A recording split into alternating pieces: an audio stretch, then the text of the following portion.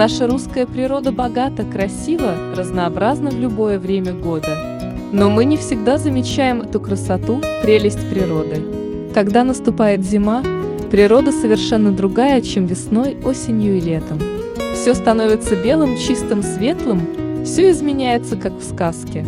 Сегодня наш вечер поэзии посвящен русской зиме. Много стихов посвящено этому красивому времени года. Предлагаю вам вспомнить самые известные произведения русских классиков о зиме.